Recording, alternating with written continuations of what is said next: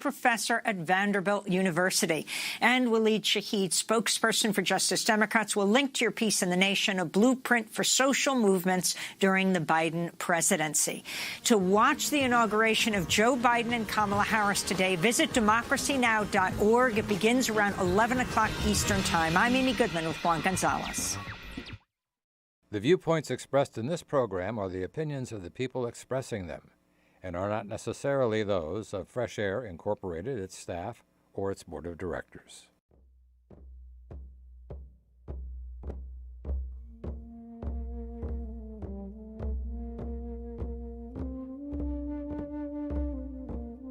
We are a part of everything that is beneath us, above us, and around us. Our past is our present. Our present is our future. And our future is 7 generations, past and present. Wake up, you can hear her cries. Wake up, stop trying to deny what you do and what you use has no consequence on you. Wake up, wake up. Wake up, wake up. Rape the world and take away the layers of her skin. Fractured and divided, and she may let you in. Only for a moment will she tolerate your greed. Gas and oil and broken soil exceeds what you need. Wake up, you can hear her cry. Wake up, stop trying to deny what you do and what you use has no consequence on you. Wake up, wake up. Ravaged and disfigured, we have left a naughty face. She screams for life and love, but we don't make it make. We think entitlement, we have the right to take and take away from her without sacrifice. Wake up, you can hear her cries. Wake up, stop trying to deny what you do and what you use has no consequence on you. Wake up, wake up.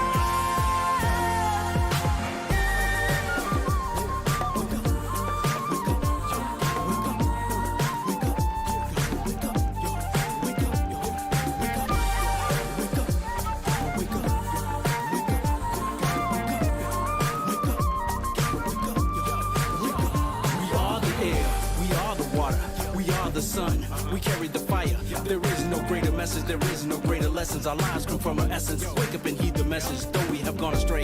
Your time is now or never. We have to come together, we have to find our way back to that sacred balance. We have to stop the damage, this is our final challenge. Together we soar, divided we fall. This is bigger than activism, bigger than racism. Our mother is screaming out, hold that sustained doubt. No more debating the facts, and stop all these heinous acts. Humanity depends on this pact. Just staying rock solid and tall. This ain't a hip-hop song, this is an action call. We gotta stand up and fight the powers that be. Together, one universal family. Wake up! Who will be her voice? She has given you a choice. Decide where you stand on this sacred land. This is not a native issue or activism or racism. This is all the work together, standing strong as her protectors. Wake up, you can hear her cry. Wake up, stop trying to deny what you do and what you use has no consequence on you. Wake up, wake up. Wake up, wake up. Just tell me which side of history you're on. Now, tell me which side are you on? Which side you on? So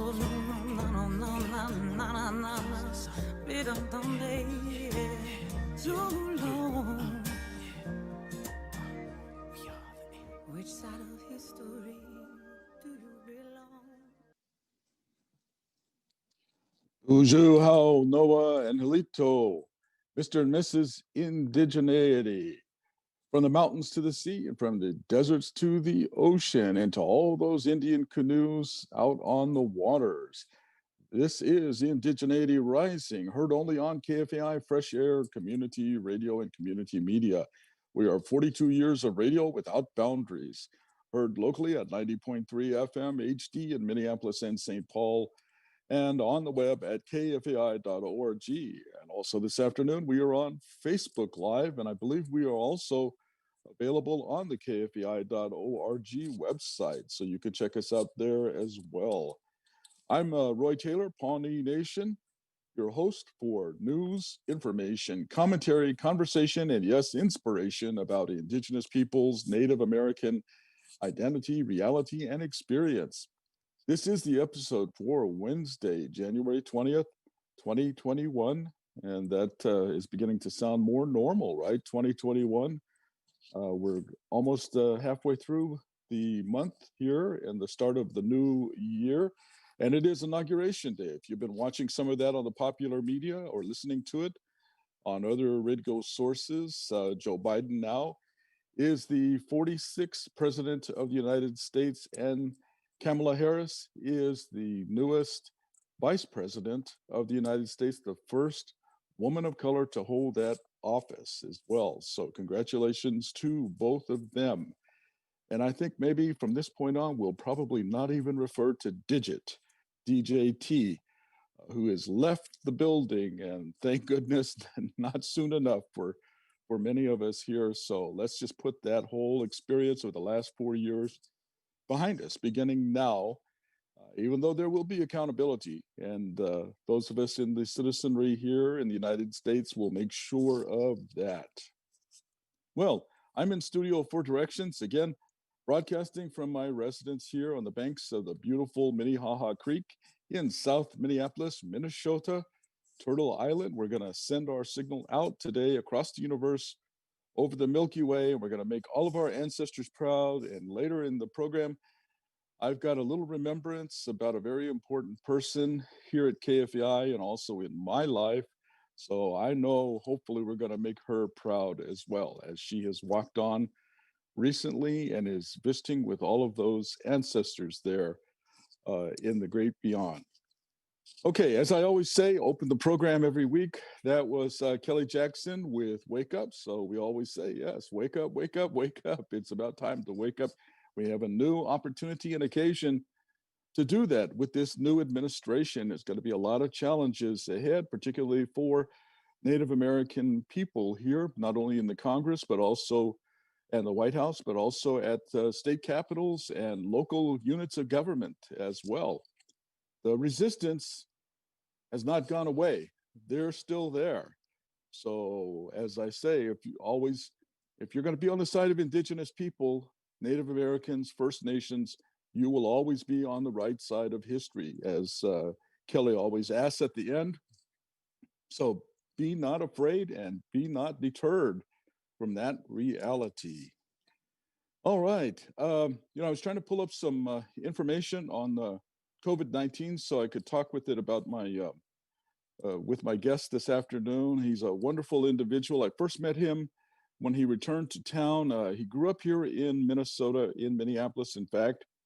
And I'm going to give him a chance to tell us a little bit about himself. But first, I want to mention that, he is a resident here of Minneapolis growing up. He's now located out at, I believe, in Prior Lake.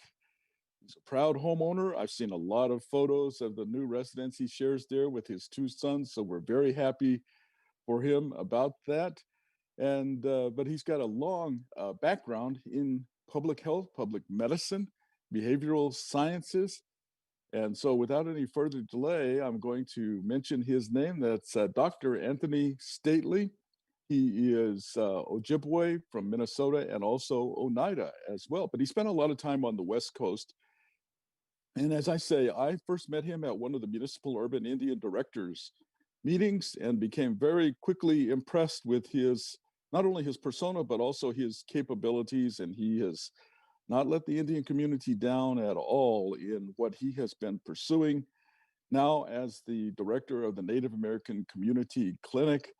And he's been out on the front lines with the Wall of Forgotten Natives.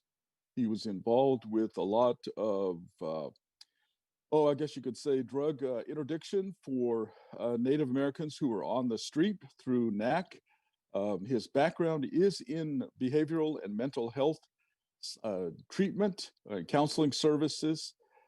He received his degree from a university, I believe that's out in California as well, and spent a lot of time at the University of Washington and in the Los Angeles area working on AIDS, Native youth, and families. And now he, as I say, he has returned here first at Prior Lake with the, Shakopee, Mdewakanton Sioux community, and now right here on the Avenue.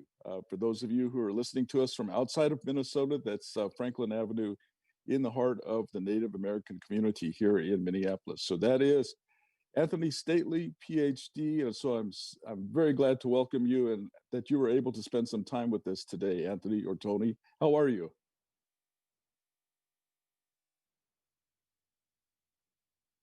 Thank you, Roy. That was a lovely introduction. I'm doing well. I'm many of your listeners might not know that I had COVID, and I got sick and was in the hospital the week of Thanksgiving, my first Thanksgiving not being anywhere near any relatives. And I've recovered, I think probably about 90%. I'm doing really well. Got some Great. energy, back to work, happy to do that. So have you had any of these symptoms that they refer to the long haulers? I have some remnants of, like, I guess what they would call COVID fog. I have, like, unless I like write down important things, I can forget about them fairly rapidly. You know, and not even important things. I forget things like, you know, oh, I'm making, you know, grilled cheese, and I'll walk away from it and go do something else, and then the house will be filled with smoke and those kinds of things. All more frustrating as I'll be talking to somebody, and somebody I know for a really long time, and I'll be looking at them and I'll be wanting to use their name, but I can't recall their name. I don't know if that's old age. I am 58, but it's also I have this little bit of COVID fog sometimes, where and I get headaches from time to time. So I do things like, I do have to rest more frequently, I think, than I used to. And I have to kind of approach my work differently. I got to kind of parse it out. Before I would start in the morning, I'd go the whole entire day till 6, 7, 8 o'clock. Oh, yeah. So I got to do things differently. And yeah, I know you used to mention that long days, and then you'd be home with the boys there, and they're very active, and they're at school and hockey and after school, yes, activities. So well, all the best to you, and all the best to them. Thank you. And all of your extended family as well. You know, I knew that, but I didn't want to mention it without your permission. So it's a good story to be able to share. As I was saying in my communication with you, you know, whatever you want to share about that whole experience, because I think it's going to affect more and more of the Native community locally. We know that around the country as well. I was just looking at figures from Indian Z, which is an online news service. And that was this morning. And, you know, the Bemidji Indian Health Service is the closest to us that reports statistics. But even there, the IHS says that many of those hospitals and health services, you know, are underreporting, just like any other federal government or local government type of collection of data. So, you know, Bemidji seems to be kind of a calm in the center of the storm that's raging around us out of the Dakotas and Arizona and New Mexico and Oklahoma and other places like that, where there are significant Indian populations. And that's why I wanted to have you on. I know you've sort of pivoted and you've been working on COVID-19 response, but tell us first a little bit about what you had been doing when you first joined the Shakopee Mdewakanton, and then that the direction change here into the urban environment with the Native American Community Clinic. Sure. Well, I came back to Minnesota. As you mentioned, I had spent the majority of my adulthood on the West Coast. I left Minnesota when I was 22 years old, and I came back when I was 44. So I spent a good 22 years on the West Coast. The majority of those years, about 18 of those years, were in Los Angeles, where I went to school and I got my degree. And I worked right out of graduate school. I think I was probably maybe working a year, and then I was recruited to work for this organization called the United American Indian Involvement, which was originally an organization I had volunteered for. It was a homeless, small little social service organization that was right in downtown Los Angeles on Skid Row. And I was volunteering there as a part-time counselor, and I ran some support groups for people who are struggling with drugs, but also two-spirit men and women.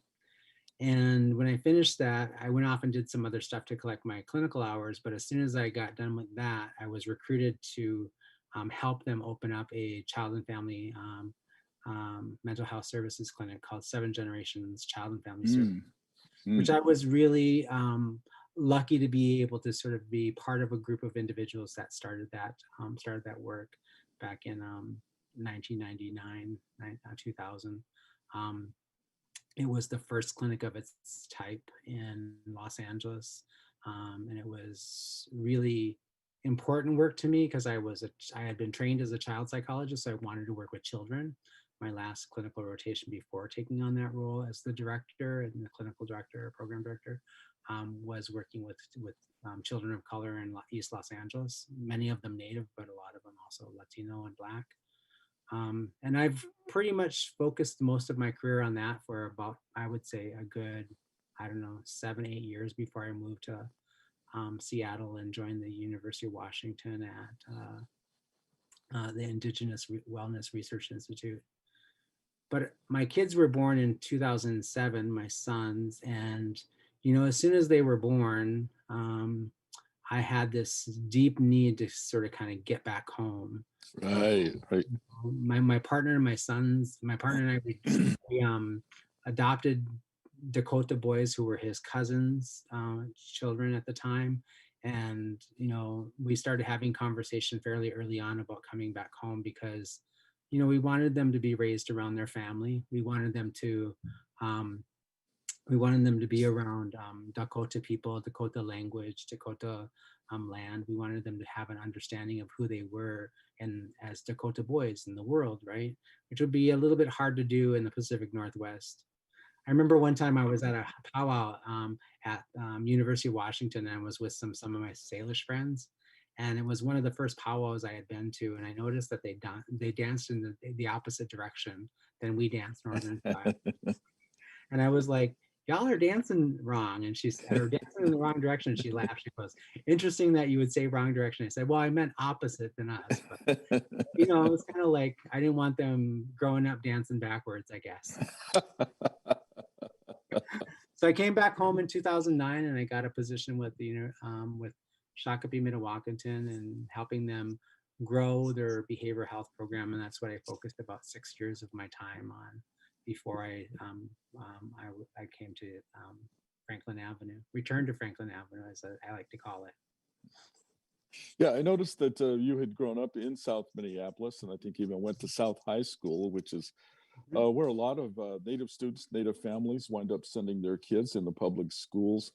But also, I was going to mention, like I say, I first met you, I think, at one of the MUD meetings. And of course, the stately name is very familiar to natives here in Minnesota as well. So I was trying to place you in that pantheon of superstars. And but we were having, I think, the crisis of the opioid addiction. Yeah. And many people were kind of struggling how to deal with it. Of course, there was a little tension within the local Native community about it as well, and who's going to lead that. And I think you were one of the rational, sensible voices talking about, how to approach this. I don't know if that was from your previous experience out on the West Coast, but that's where I say I was very impressed with your ability, your capability to begin to put that issue or take it apart and then marshal the resources necessary. And of course, there are a lot of good resources within that group. So tell us a little bit more about that, and then I think we'll take a little break, and then we're going to spend most of our time talking about the COVID-19 crisis. But go ahead and tell us about that opioid addiction. Sure. It was very prominent for a while there. Well, Thank you. So I think the work really emerged when of course I was doing some of this work already in my role as the director of behavioral health at Shakopee, Mdewakanton, kind of helping them develop substance use and mental health services that would sort of address those underlying issues for the tribe and the surrounding area. But when I came on at NAC as the Chief Executive Officer in 2016, we had just started doing some office-based MHE services in partnership with the White Earth Nation at that point in time.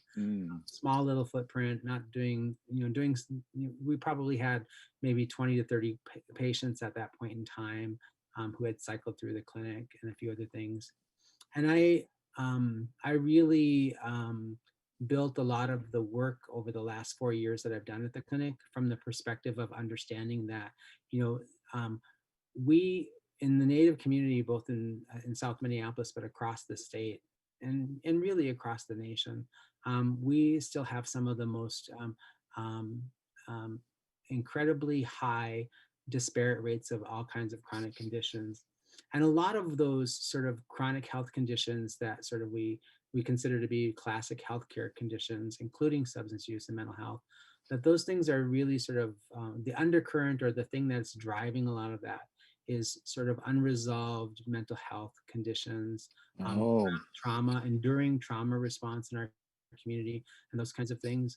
And one of the things that I said in my job interview, I said, if I get this position, here's what I would do.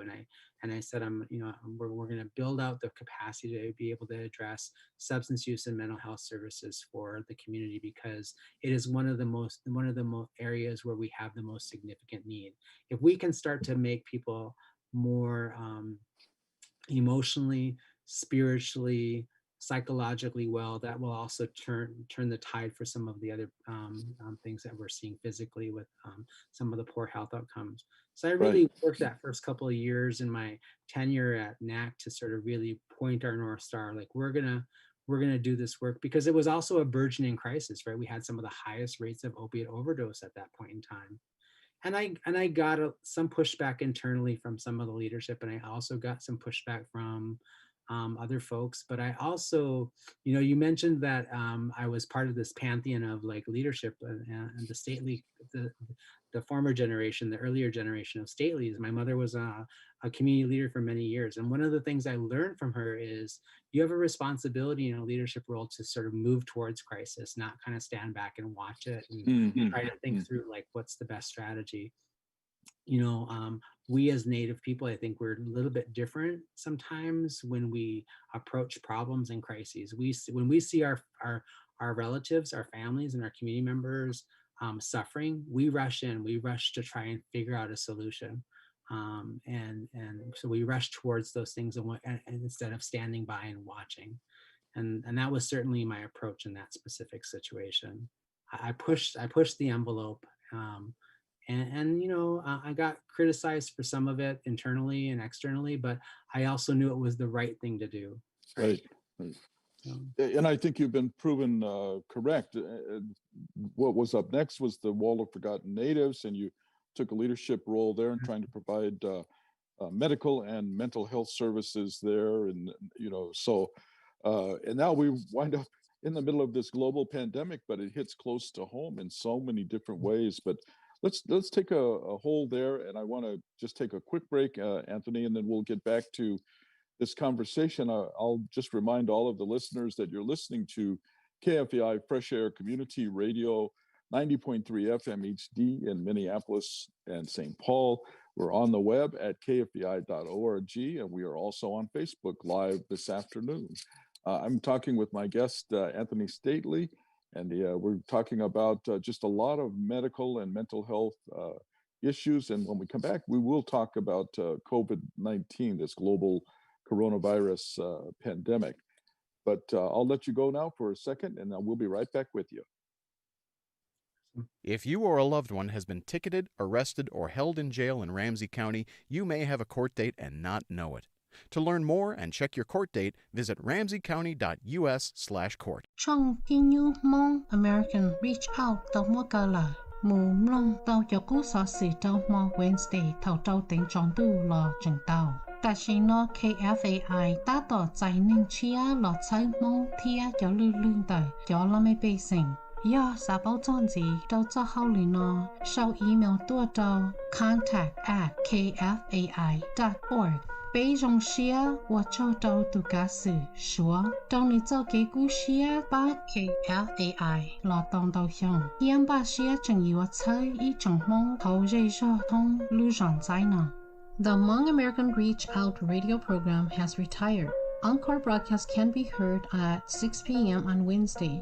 KFAI is currently seeking new applications for Hmong language music and public affairs programming. Interested applicants can contact the station by email at contact@kfai.org. We would like to thank former host Shua for his years of service to KFAI and look forward to continuing to serve the Hmong community of the Twin Cities.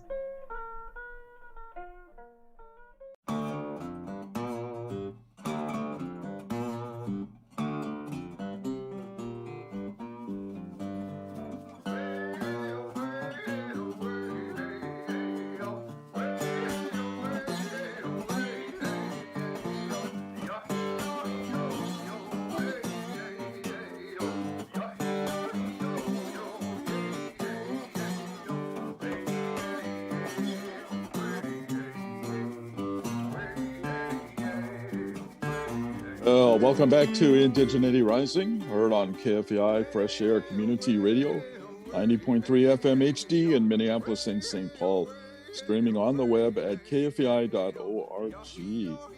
And this afternoon, I'm joined with Antony Stately. My name is Roy Taylor. I'm the host of Indigeneity Rising, and we're talking about medical and health concerns that the Native community has, both at the local level and the global level as well. So, but first, I was just going to say, I was sorry to hear that Shia has left the broadcast schedule. That was a great program. It seems like we have fewer and fewer of the Hmong community represented here. So I kind of long for those days of Hmong FM on Friday evenings with Kathy Muchape. So hopefully we'll find a person to fill that slot here in the near future. So. All right, Tony, let's talk a little bit about, or if you want to make the transition away from the Wall of Forgotten Natives, I can't remember. I know, again, you were active there as well. I think there was even a death that took place there as well. And you had been warning about some of this as the cold weather was setting in. I guess that's what I always remember as I was able to monitor those mud meetings, that you were raising questions about mental health, healthcare, medical care, and care for children and families that may be there as well. Everybody else was kind of focused on shelter, trying to find a permanent solution there as well. And then all of a sudden we find ourselves in the middle of this global pandemic. It sort of creeped up on us, even though apparently the federal government knew about it and failed to take any precautions to protect the American people. So I'll let you just go ahead and dive in wherever you want to there. Yeah. Well, I think the work at the Wall of Forgotten Natives, there was definitely a collaboration of a lot of organizations that responded to that. And really, I think my initial leadership role in that was, I actually didn't even know about the Wall of Forgotten Natives. And the reason why is because, as you mentioned earlier on the show, that my life is pretty busy. So I live in the southwest sort of suburbs of Minneapolis, and I would drive in to the clinic every day, and I would come in from the southwest from the freeway. So I would I almost never saw them, right? And once I got to the clinic, I was almost always sort of kind of tethered inside the clinic and with meetings and such. But it really came to attention when a couple of my staff who had been doing volunteer outreach and doing some other stuff, some harm reduction stuff, driven by their own interests. Those young men now actually are the founding members of the Southside Harm Reduction Services Group, who have done some amazing work over the last couple of years in our community around opioid addiction and homelessness and harm reduction services. So I want to give a shout out to those gentlemen, Jack Martin and John Loftus. and their group of individuals. But you know, they brought it to my attention, and I said, oh gosh, I should go down there and walk through and take a look at what's going on down there. And I walked down there one day on my lunch hour, and I was shocked, I was heartbroken, I was angry, I had a range of emotions seeing the people living in the sort of conditions that they were living in along the side of Hiawatha Avenue in the heart of our community, right? The majority of those people being Native people. And, you know, I saw people I knew. I saw people that were, were relatives, right? And, you know, actual blood relatives, not just, we're all related relatives kind of thing. Right. And I was heartbroken. And I was like, we have to do something. This is unconscionable, right? So I started calling some of my MUD colleagues, the other directors, and I was like, we need to get in touch with the mayor. There needs to be a solution to this. This is unconscionable. We cannot have this, right? And it also followed, on the weekend, it was the end of the SMSC powwow. Me and my children and a number of my family members, we went around to all the stands and we collected food at the end of that powwow on a Sunday night and brought it all down there and fed them.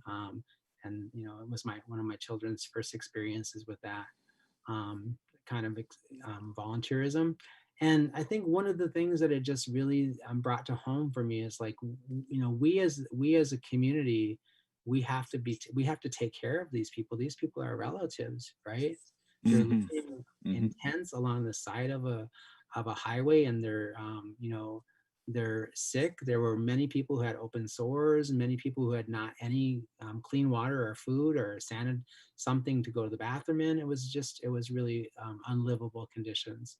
So I reached out to the mayor's office and I said, I need to speak to Jacob Fry. This is not okay. Something needs to be done with this. And we as leadership for the MUD group really kind of pressured but called on the mayor to have a meeting with us. And we were able to get an emergency meeting with him within like days of that first call. And that really sort of snowballed some of the work. And my efforts really focused around sort of addressing the medical conditions.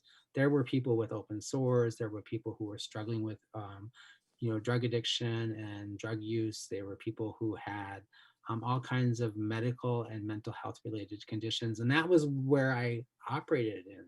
So I was really clear, like to my brethren in MUD, I was like, I'm focusing on this. I'm going to focus on this because this is really critical. This is about keeping people alive. And Gozi's outfit, Mike Gozi at AICDC, he stood up that hygiene tent across the street.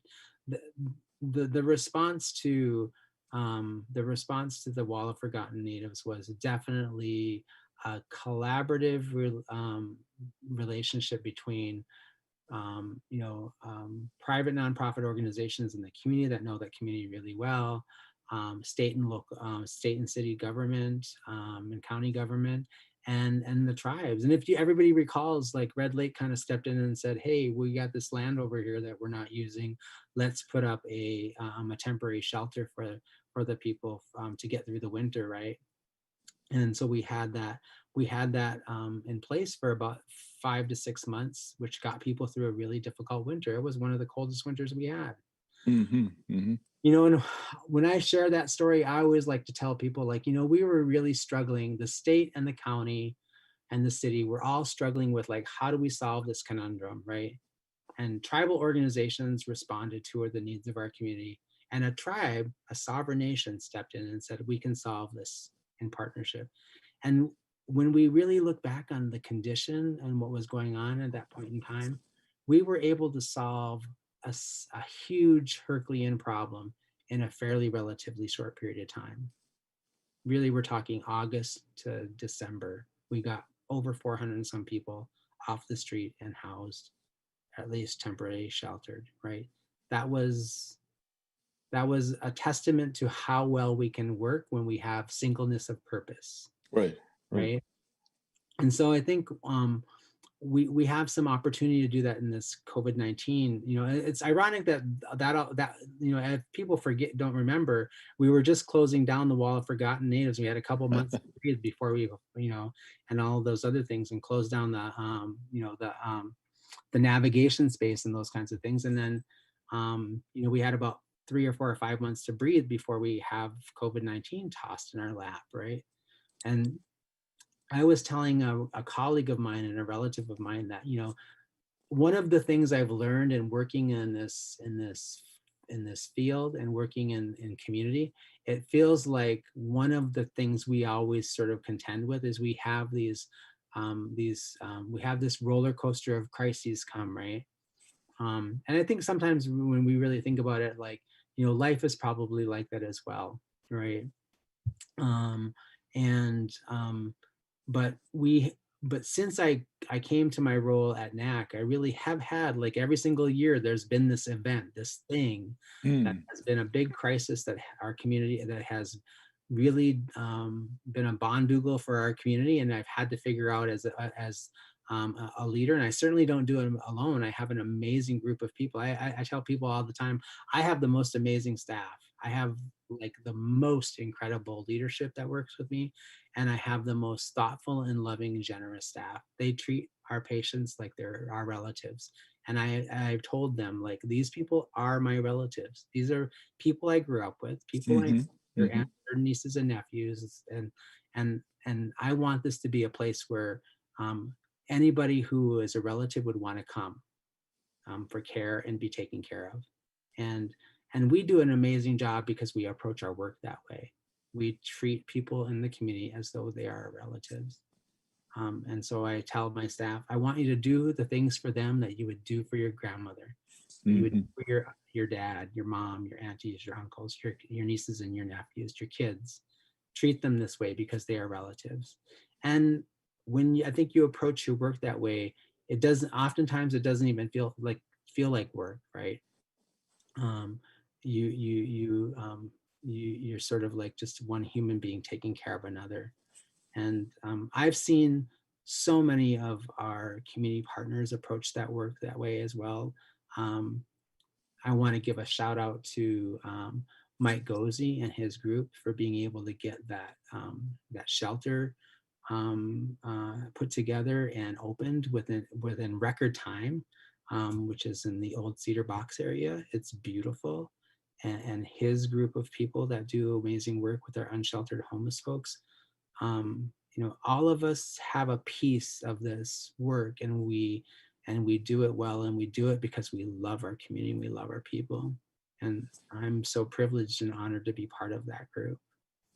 Right. You know, you mentioned some of those partner organizations. You know, the Indian Center's Gatherings Cafe is preparing meals for seniors who are shut in and can't. It would be difficult for them to be out and safely pick up food. And then we had the sanitary tent that was across from the American Indian Community Church there as well, providing hand sanitizer and gloves and all of that.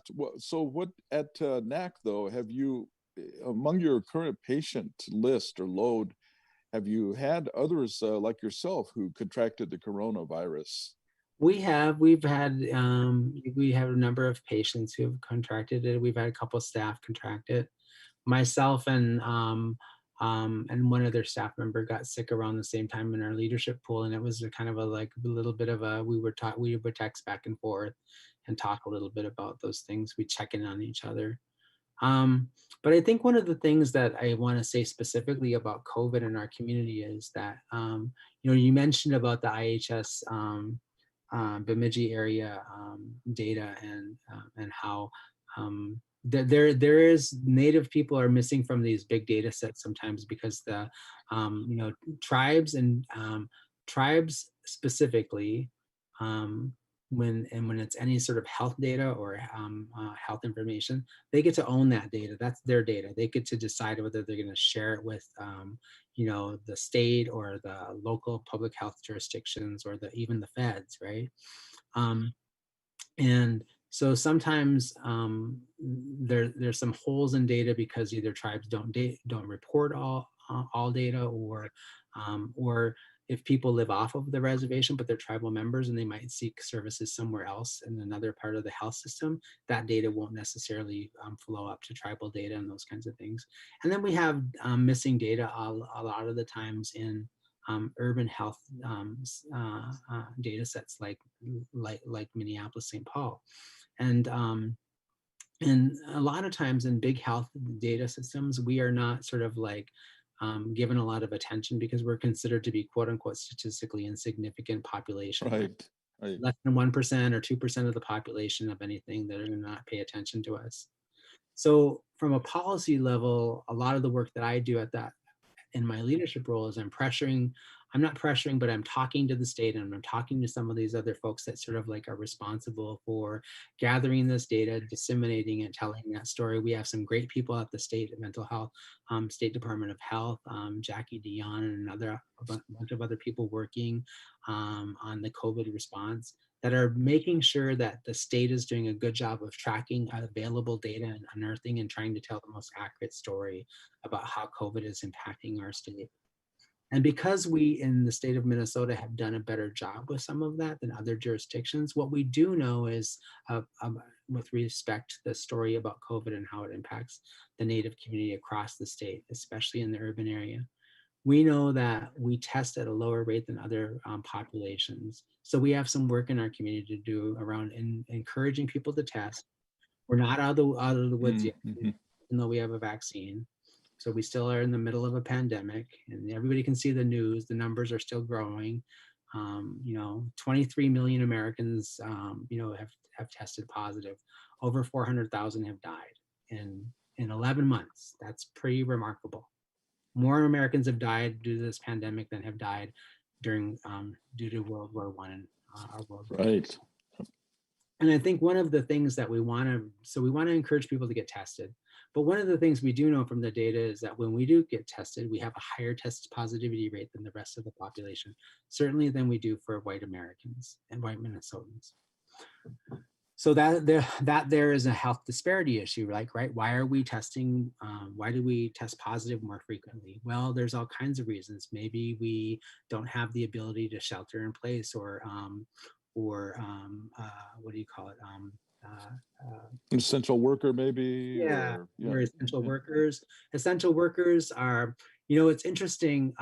I think this is a great topic for sort of some future conversation, which is the idea that, essential workers are people who clean your bathrooms and deliver your food and cook your meals and those kinds of things. And those are people who are lower income, who can't afford not to work. They can't stay home and not work. Not in the middle of a pandemic, right? They have children they have to feed and they have rent they have to pay and all of these other things. So they have to go and do those things that other people count on. That usually most of those people that count on those things are affluent people that are not necessarily people of color. And that right there within the sort of the broader spectrum, you can see the inequity that's built in and how that comes to pass in something like a pandemic. You have another group of people who have to work because they have no other choices, and they're more at risk for contracting the virus and getting sick and then dying, right? And so, as a health system and as a society, we have a lot of work to do around that specific type of issue. We have to try to take a look at and begin to understand, why are Black and brown people dying more frequently of COVID and other kinds of things? It's because the inequities are built into the system. Right? They can't take time off. They can't go to the doctor. They can't seek help. And even if they could seek help, they can't afford it. Those are big issues that we have to solve. And this pandemic has done anything. If it hasn't done anything besides kill a whole lot of people, it's also laid bare just how unfair and inequitable things are in our society. Right. Yeah, it's always been there, and now all of a sudden it's become visible to. It just kind of amplified it. And then in Minneapolis, we had also, in addition to the COVID-19, we then also had the killing and the murder of George Floyd, right? Right. It's so many challenges for us in our small city, but then it kind of caught fire and took over the country, right? And that's a pandemic of racism, and those are things that are not going to go away anytime soon. We have a lot of work to do around those things. Yeah, I think we saw its most recent manifestation in the storming of the U.S. Capitol there as well. And the response by law enforcement there, which is very different than what you see so many cities around the country when it's black and brown people. If those were Anthony, black and brown people storming the Capitol, they would have been treated differently. Right, exactly. I think we all agree on that. Yeah. So at NAC, are you going to be able to secure any of the vaccines? I know I had my first dose at my clinic. So when might that be coming? Yeah, we actually started vaccinating people the week after Christmas in the clinic. And we started first with all of our healthcare workers. And then, so that was Monday and Tuesday of that week. And then the Wednesday, we started vaccinating elders 65 and plus. And before we started vaccinating the community, we had our elder in residence, Donna LaChapelle. She kind of leads a lot of the cultural healing work that's going on in our clinic. Have a small ceremony along with Bill Kurt, one of our founding board members for our clinic. He and his wife came in and we gave them a vaccine, and a number of other Native elders in 65 plus came on that day and got vaccinated. And so we've been doing elders 65 plus pretty much since the last week of December. We're getting through most of those individuals probably this week. We'll start to sort of pay attention to folks who are 55 and above with chronic conditions or underlying conditions that place them at great risk. And then I think we're also going to be working on delivering vaccines to the unsheltered homeless population, which we have a good who are Native, who are part of that population. Right. So those are kind of the areas where we're going to focus some of our work. NAC is working in collaboration with IHB to sort of try to achieve some of the same populations and do this work, parse this work out together, recognizing that our community is in great need and we have to collaborate on it. So we're doing a lot of great work for that. And we should be, the issue previous to this has been like I hate to say this on an inauguration day, but the previous administration really bungled like the rollout of the vaccine. You saw in the news last week that governors all over the country, including our governor of this state, were criticizing the administration because they had told them untruths or fake news about a second wave of vaccine coming that wasn't actually true. So I think part of it is that I think with this new administration, he's going to pump some money, some COVID relief money into community health centers like NAC and IHB. And, Minneapolis has 10 community health centers. There's 17 community health centers run over 30 locations all across the state. Those community health centers, like other community health centers across the United States, will get some significant investment from the feds to help us roll this out. Vaccines and public health and prevention care, that's what we do. That's a big part of what community health centers do. But we were not, we were overlooked in that first distribution. All of the vaccine went first to big healthcare and hospital systems, right? Yes. And so I think I expect that in the coming weeks, we're going to see more vaccine becoming available. But NAC has vaccine now. If you want to get a vaccine and you want to get on the list to be a vaccine, if you can call NAC's phone number or look on our website and click for more information. But you can call the clinic and get on the list to be to get a vaccine. Obviously, we have more people who want it than we have the availability to give at the moment, but that should change, I would imagine, in a few days. Oh, great. Okay. Well, Anthony, I appreciate you spending some time with us this afternoon. I know you're very busy and you've been very active in this response to the coronavirus, in addition to everything else that you're involved in and being a parent as well. So I'm going to let you go, and I appreciate your time and the information you provided to us, because we want to spend a little time here remembering Laura Whitstock, who recently passed. So I'll look forward to seeing you sometime in the future on the other side when we can all get together and attend meetings together and maybe stop and have a cup of coffee. So it's been really great to see you. I'm glad we were able to do this. Thank you so much. Appreciate it again. Appreciate the offer. Okay. Okay. All right. Bye-bye. Yes, you too. Well, that was my guest, Antony Stately, and we have been trying to schedule this conversation for a while. I've been telling him every time it seems like we have a crisis within the Native community, but just the ongoing healthcare needs within the poor Native American populations, as he said, across the country. You know, I've asked him if he will come on and talk, and we've just not been able to do that until now. And so I appreciate it. And it's just such a wonderful time to be looking at something positive on this inauguration day, as he said. Well, I'm going to take a quick break here. And then when I come back, we're going to be just giving you a little information about Laura Waterman Woodstock, and then we'll be bringing up the last few minutes of the program. So I'll be right back with you. This is Roy Taylor, Indigeneity Rising on KFAI Fresh Air Radio. Here at the KFAI Labs, we know that our programs defy specific categorization. That being said, we also know that categorization can lead to discovery. So we've tagged our programs on kfai.org with multiple key words to cross-reference shows that you might like, but not know about. This is explained by the equation cool equals MC squared, which means KFAI's programs don't fit in a box, but they mostly fit in lots of boxes. I thought MC Square was a program host. Rhythm and Algebra Blues is still under review.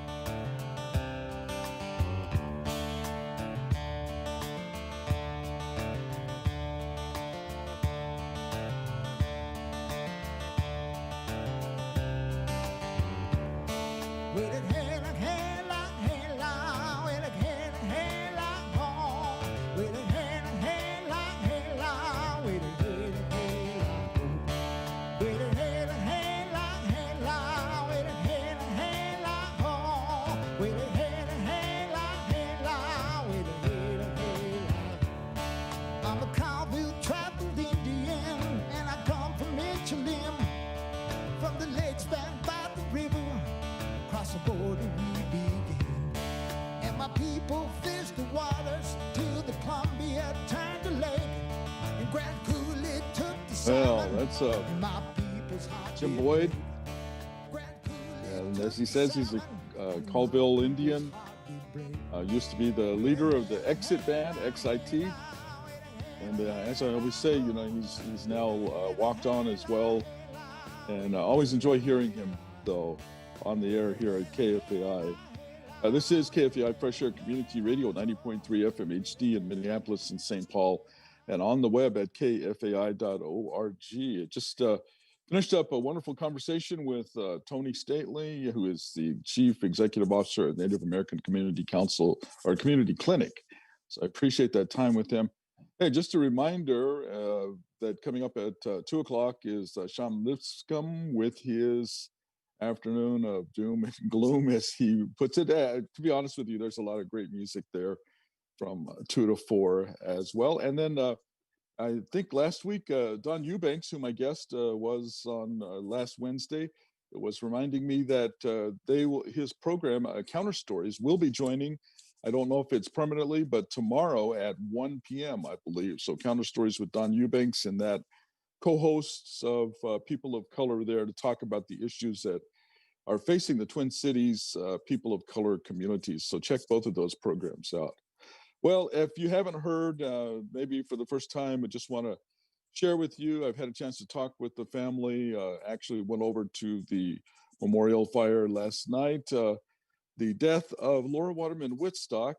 She passed away last Saturday morning. She was 83 years old. She was Seneca, originally from New York, but Laura was sort of a global citizen. She made her home in Hawaii and San Francisco, and eventually here, where she settled with her husband, Lloyd Woodstock, and their children. She had 5 children, one who preceded her in death, and Teddy, Jimmy, and Rosie were those that I was the most familiar with. Got a chance to just say hello to all of them last night. And I'll just say, as a closing note today, that Laura was very personally close to me. In fact, she's the one that brought me back on to KFAI. But I was telling everybody, including my family, that when I came to Minnesota almost 4 decades ago, if it hadn't been for Laura Wittstock, I probably would have gone back home to Oklahoma with my tail between my legs. It was a very difficult time trying to find work, and she gave me some part-time work, and that turned into a whole lot of other opportunities. I had originally met her down in Oklahoma, very briefly, over a week, and then when I decided to move to Minnesota, she welcomed me and brought me into the Twin Cities Native community as well. And then I went on with a lot of other pursuits, and we kind of lost contact with each other. But then about I guess it was about 6 years ago, she asked me if I'd like to be on the program with her, First Person Radio, which was on the air. And within a month, I was a co-host. So that's how I got my start here with KFAI. And so I'm always grateful to her for that. But also, just want to say, she was just a wonderful, dynamic. And I have to tell you, I thought she was indestructible. I know she's been ill in the last couple of years, but I thought she was always going to be with us. Was trying to get her on for just a few minutes to talk a little bit about what's going on with the elections, and wasn't able to do that. She had a long background in Washington, D.C. with the American Indian Press Association, was the founder of Migici Communications when it was more of a broadcasting function, and then partnering here at KFAI with First Person Radio. She was a philanthropist, consulting with many foundations around the metropolitan area, on the library board as well. So she was an elected official, but first and most, she was a wife, a mother, grandmother, and great-grandmother to all of those family members and children, and a proud Seneca family member.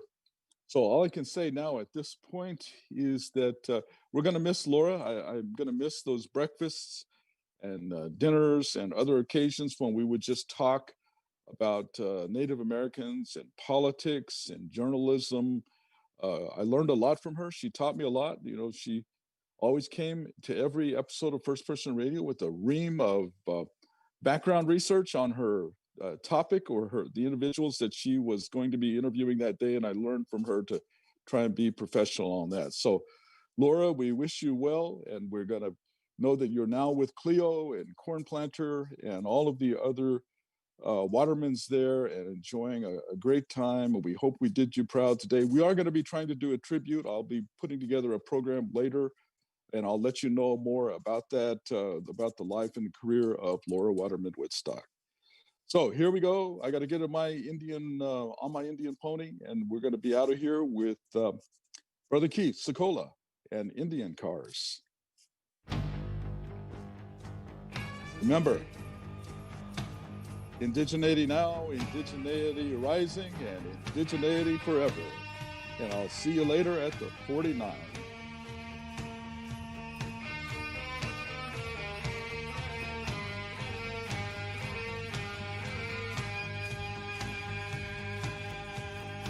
I've been driving in my Indian car with the pound of the wheels drumming in my brain. My dash is dusty, my plates are expired. Please, Mr. Officer, let me explain. I got to make it to a powwow tonight. I'll be singing 49 down by the riverside, looking for sugar, riding in my Indian car. Got my T-bird in the glove box, I ain't got no spare. Got a feather from an eagle, I ain't got no care. The road is empty in my bottle of desire. Daylight is breaking, the sun touches fire.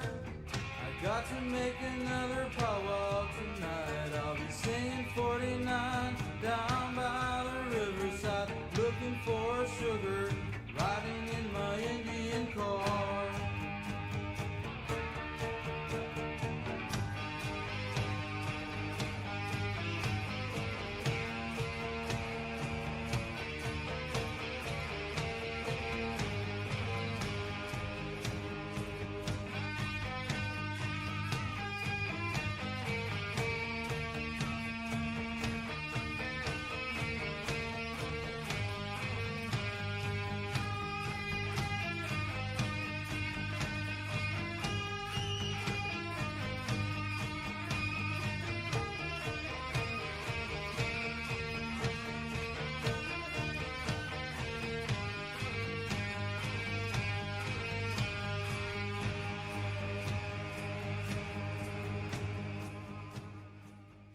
You're listening to Fresh Air Community Radio, KFAI 90.3 FM, HD Minneapolis, live and archived at kfai.org. It's radio without boundaries.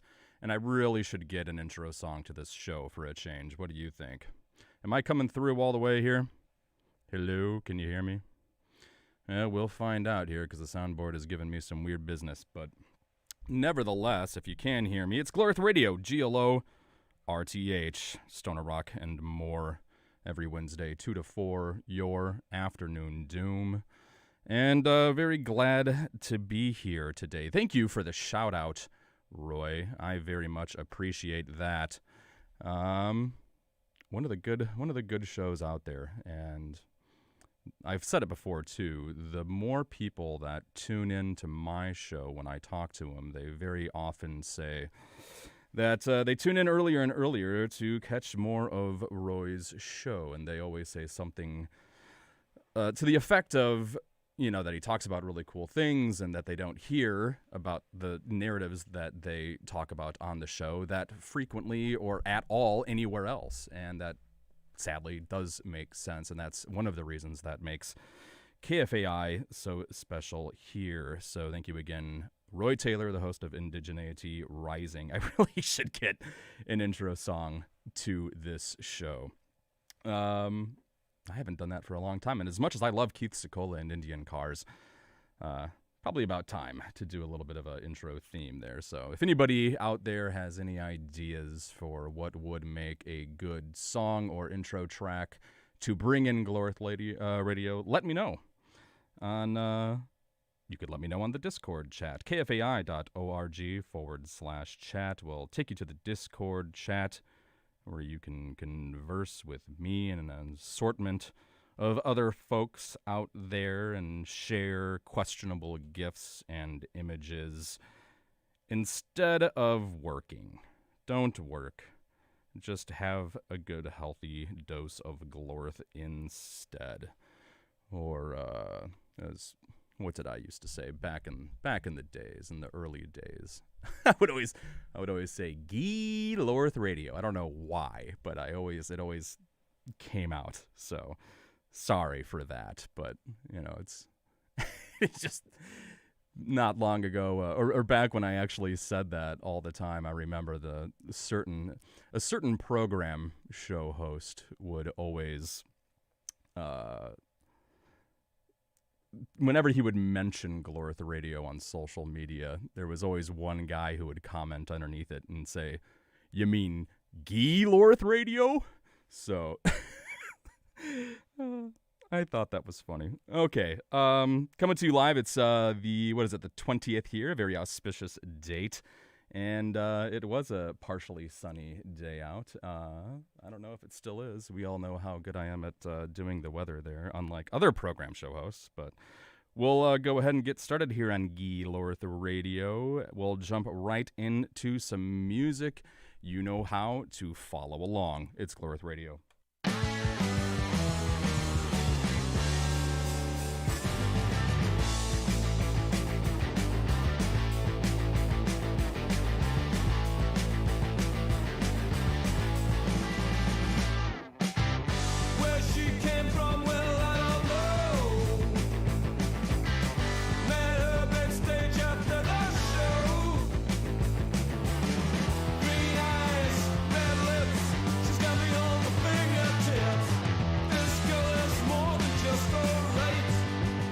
She's the queen of the night.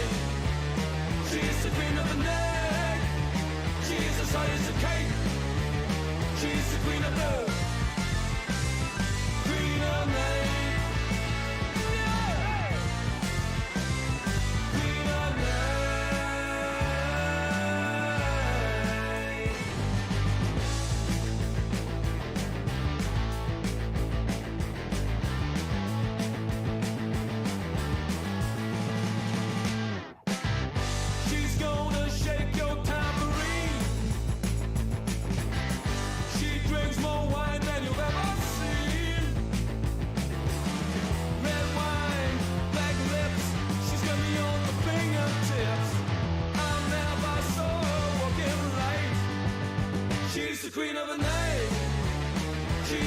the night.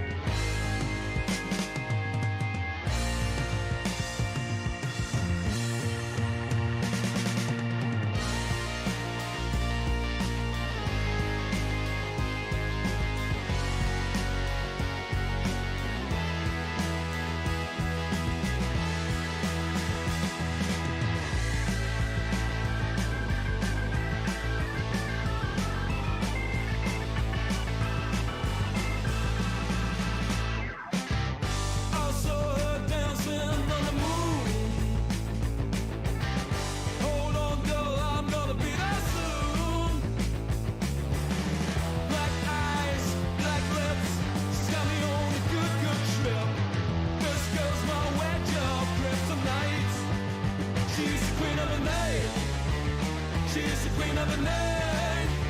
She's as high as a kite. She's the queen of the night. She's the queen of the night.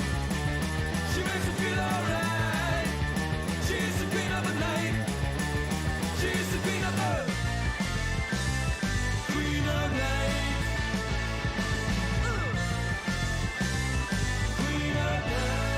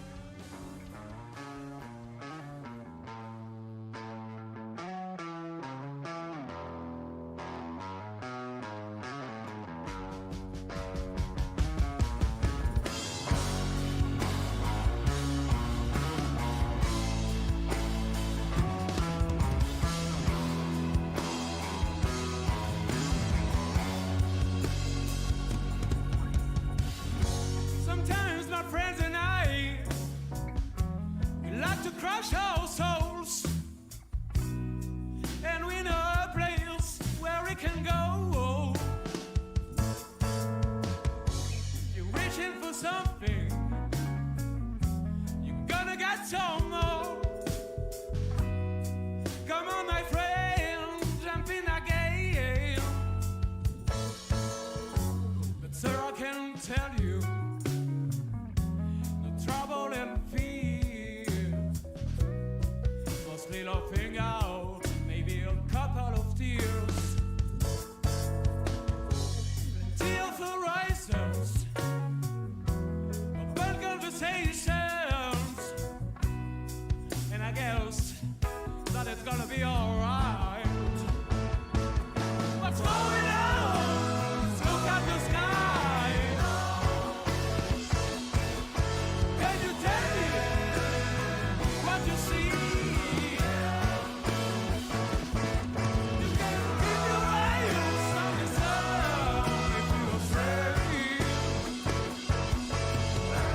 And anything else will be alone.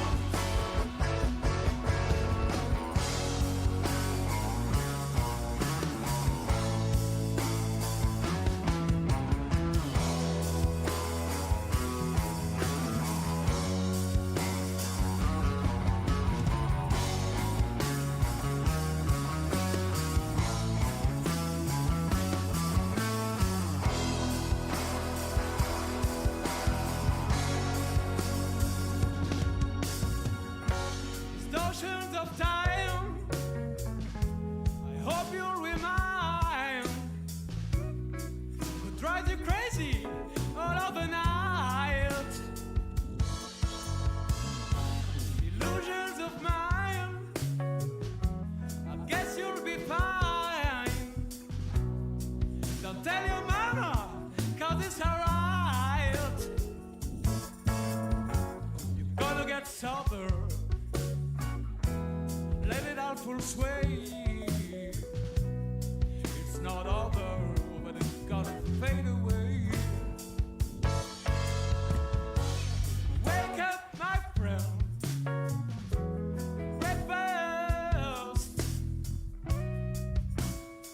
won't taste the same. What's going on? Look at the sky. Can you tell me what you see?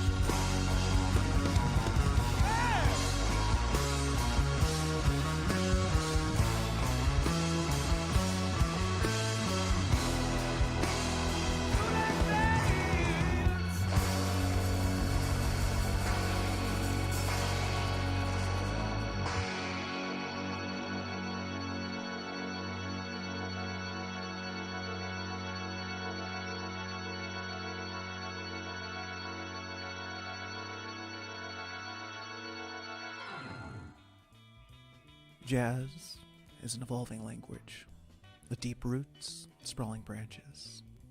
Representing each root and branch is a unique culture that amalgamated with the whole of it. Jazz diaspora is a reflection of this family tree, loosely called jazz.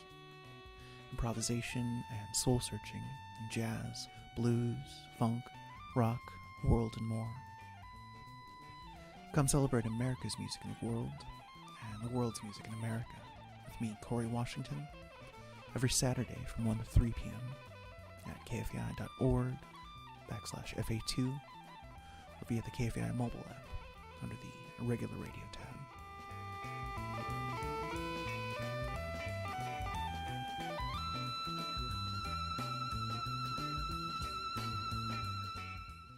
Hi, this is Sean, host of Modern Kicks, KFAI's weekly ramshackle roundup of rock and roll releases from all around the world.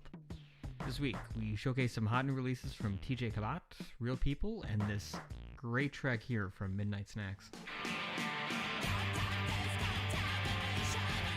You can hear the full program on the KFAI archives over at kfai.org, or you can always listen to us live every Wednesday at midnight only on KFAI, Fresh Air Community Radio. Very nicely done. 2 underwritings that were done very well. Thank you, Sean. Good to hear from you again. You know, back when I was first volunteering here at KFAI, I covered for his show once, and the email that I was given, once I agreed to do it, led me to believe that, I didn't know if I should try to meet his format or try to perfect my own, given the email said that I could use it as an opportunity to practice being on air. And look how good that turned out. But no, I totally did not nail his format at all. It was just basically the same music that I always play here. So sorry about that, Sean. I felt really bad about that for a while there. Oh well, he's got a good show though. Do tune in. Modern Kicks here on KFAI. It is KFAI, and it's Shawnee Boy Wednesdays today, a.k.a. Glorith Radio. You all right out there, Minneapolis? Every time I say that, I think of Russell Wolf, and I know I've said that story before, but speaking of the early days, when Russell Wolf was still here, that's what he would always say, you all right? And then he'd slap you on the back really hard. I miss that guy. I miss getting abused by Russell Wolf. All right, Glorith Radio. You got done listening to a band from France, and they've been around for a while now, probably almost a decade. They had released several EPs before in the past, but this was a song off their first full-length album, the heavy blues and 70s psych rock band. It was Cheap Wine with the song Acid Love, and the album is called Schrodinger's Pipe. And that is a quartet of buddies who knew each other from high school and played together, and then one day formed a band. And I think since have accumulated 2 other individuals in that band. But the guy who founded the band took a trip to the States to meet up with some American friends of his. And his buddy was going to go out to the liquor store to pick up some drinks. And he asked him what he wanted. And the founding member of Cheap Wine said, just give me some cheap red wine. And so that's what his buddy then brought back to him, but he found it humorous because the actual brand name of the wine in question was Cheap Wine, and thus their band name was born. Before that, that was a fun one. It was what used to be an Italian Uriah Heep cover band, Forever Heep. They joined forces with the hard blues band Bullfrog.